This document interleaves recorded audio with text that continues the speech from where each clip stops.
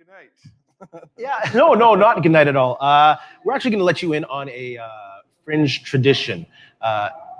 In previous years, we had an amazing tech, JBJ, and in the mornings, he would deliver the most amazing Fringe morning poetry. Kind of give us some energy, give us a bit of hilarity, start the day off on a good note. So we're going to let you in on the tradition. I'm actually, going to put on my staff badge just to make it a little more official. Check it out. Official staff badge, right on. And I'm going to do a little radio thing, even though I don't have my radio here. I'm going to go outdoor site to JBJ. Hi. Hey, JBJ. Go for JBJ. Yeah, go for JBJ. What's up? Oh, it's the morning, just open the venue, and I'm like, going to do the poetry. So I got to get on to Site Tech and tell everything's good, okay? Take it away, JBJ. Venue 2 to Site Tech. Stand by for poetry. Something is wrong. This just isn't right. Market Square is empty. The cube shut up tight. No vendors, no jugglers, no helpful volunteers, no crowds, no handbills, no tickets for beers.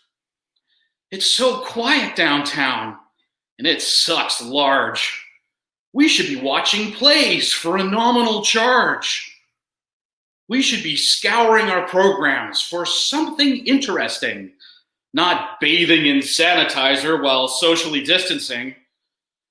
It's weird to be longing for a time less scary, like the bitterly cold, dark days of February, when performers were rehearsing all of their scenes before the fear of catching the COVID-19. But we are fringers, and we have ingenuity, so we'll present our fringy art virtually through Facebook, StreamYard, and apps like Zoom. We'll get to see the inside each other's living rooms. It's nowhere near perfect, and it's just not the same. Our art needs a stage, not a Google mainframe. For now, we'll have to settle for staring at a screen until there's a readily available vaccine. I hope that comes soon, and they find a fix, because we're running out of things to watch on Netflix.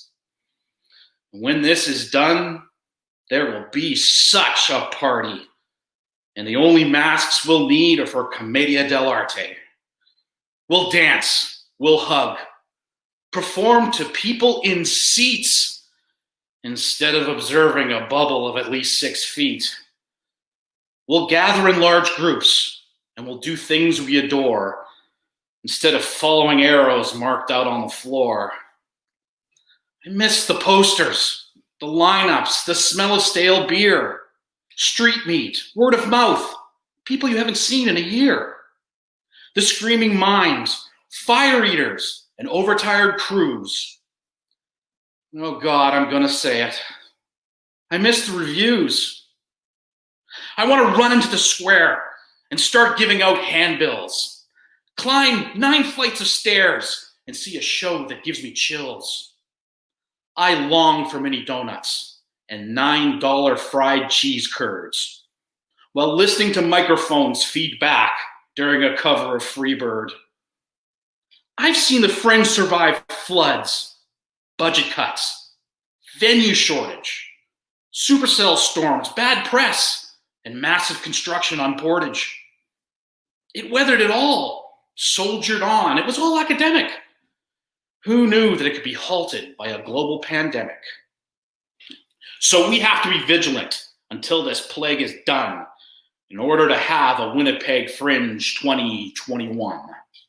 Cough in your elbow, stay home, wash your hands, so that we can once again see people in the stands. But you know this. I'll shut up and stop talking about the pox. The last thing you need is another privileged white man on a soapbox. So here's hoping that next year we can play under a new normal. and we get to exercise our theater festival informal. Until then, stay safe, practice the distancing laws, and dream of next year and that sweet sound of applause. Over. That was magical. Yeah, man, sentimental. Yeah. Got the feels. It's too bad only the Fringe volunteers get to get a taste of that poetry every morning. It must be a beautiful thing to start the day off. It's a bonus of having that radio. Yeah. At the end of the festival, you got radio talk. You can hear radio for days, but Yeah, right. it makes it all worth it by having that. Yeah, I should get a radio. Yeah. You know what? I'm going to get a radio. I've decided. Channel 1, bro. Channel 1.